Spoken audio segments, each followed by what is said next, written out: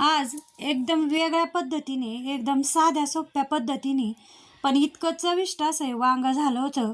आता असे वांगे एकदम ताजे आणि काटेरी वांगे, कवळे वांगे, हे छोटे छोटे असे वांगे घेतलेले.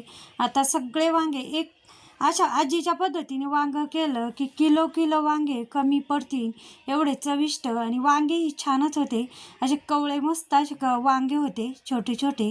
आता आजीने थोडेसे जे देठ आहे ना ते थोडे थोडे कापून घेतलेले, जास्त थोडेसे लांब होते, आणि त्याचे जे थोडे काटे तेही काढून घेतलेले. अशा पद्धतीने आजीने आधी देठ काढले, मग वांगे फोड केलेले आहे. वांग्याची फोड म्हणजे मधोमध असे 4 भाग केलेले वांग्याचे. अख्खं वांगं बनवायचं आहे. आजी म्हणे अख्खेच ठेवायचे, कुठलेही मसाले न टाकता एकदम मस्त असं आहे वांगं. आजीने कसं केलं ते आपण पाहू. पण सगळ्यात आधी आता हे एका भांड्यामध्ये मीठ टाकलेलं आहे पाण्यामध्ये, आणि वांगे कापलेले आजी जे अशा पद्धतीने वांगे कापताय. इतके पटकन सहज कापल्या जाते वांगे, कारण वांगे कवळे असल्यामुळे ते पटकन सहज कापल्या जाते. आता आजीने ते वांगे मिठाच्या पाण्यामध्ये ना भिजत ठेवलेले असे छोटे छोटे वांगे, आणि ते असे कापून घेतलेले.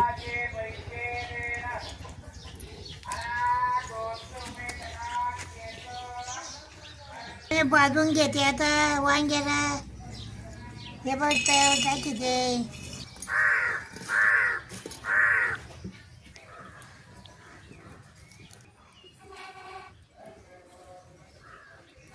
भाजलेत आता काढून घेते. आता आजीने शेंगदाणे भाजून घेतलेले. शेंगदाणे एकदम खमंग असे भाजले, आणि त्याच्या आजी साल काढताय.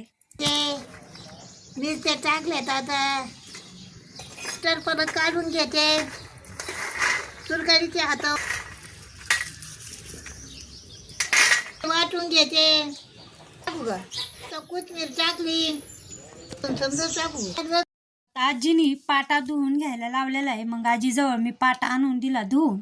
मग आजीनी जो मसाला आहे पाट्यावरच वाटलेला आहे. आता आजीनी कोथिंबीर, धने, लसूण, थोडेसे 1 चमचा जिरे आणि मिरच्या सगळ्यात आधी थोडंसं आधी वाटून घेतलं.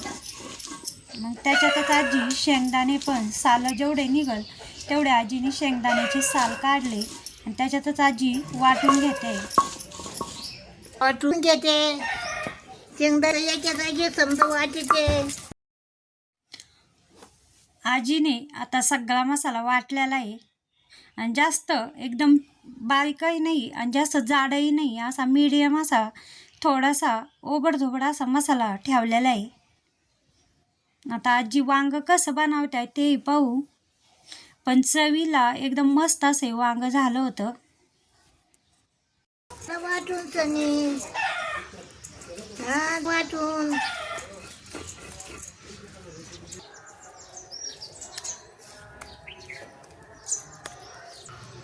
टाकीचे. आता मीठ टाकलं मसाल्यात मीठ टाकीचे. वांग्यात भरीते ना, ताटात काढून घेते ना.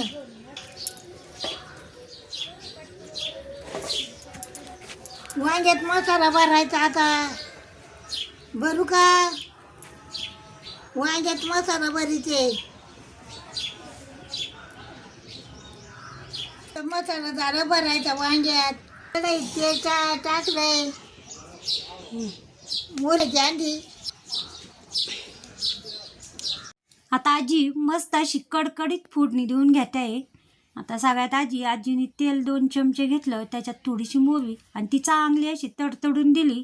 त्याच्यानंतर आजीने तेलात हळद टाकली. आता आजीने मला कढीपत्ता आणायला लावला. टाकीचे आता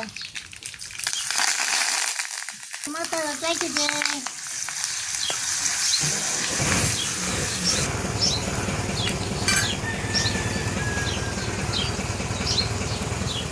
परतून घेते. आता पत्ता टाकलाय. वांगे टाकीचे. टाकू वांगे.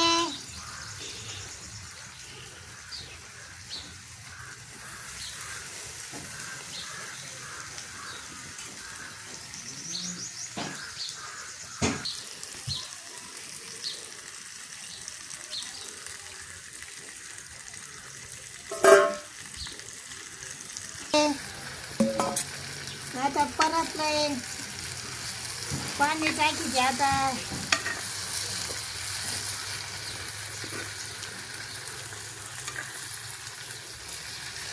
आजीने आता आणि हे बघ मस्त असं आहे वांग दिसतंय. कोणतेही मसाले न टाकता मोजक्या मसाल्यामध्ये एकदम मस्त असं हे वांग केलं आहे आजीने.